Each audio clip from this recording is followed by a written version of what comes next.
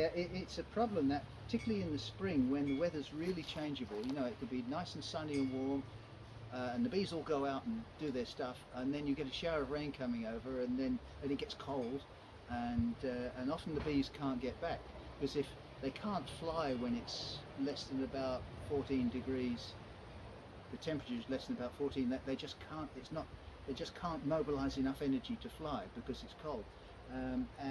So they often get stranded out, and or if they do make it back, they're cold and they sort of die in front of the hive. So you can't help that, unfortunately. That's just the way it is. Hey, good. Yeah. But most of the time, the bees can look. You know, don't worry too much. The bees can look after themselves. What you have to watch for is they haven't got disease, which yours haven't, so that's good so far. And Peter, I'm sure, will go through what to look for with disease.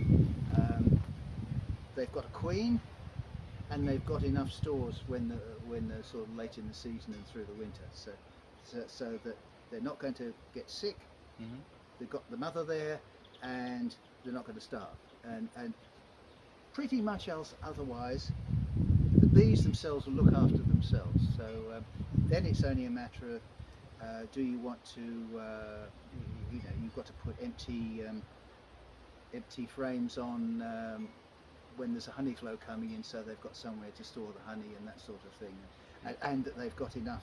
I mean, that's a nice big box, but they've got enough room to raise more young bees. So in the spring, in particular, you know, what happens in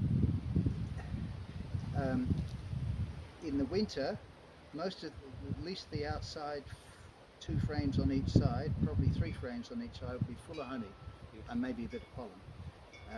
And then as the spring warms up, they've eaten out a lot of that honey, and then they've got that room to raise young bees in. So they'll expand. The brood nest will expand as the stores contract. So then you need, at some point, you need to put in an extra box on top. Once they start filling up the box they've got, you know, once they start getting crowded, and then, you know, again, you've got to give them space to put honey in when there's a honey flow.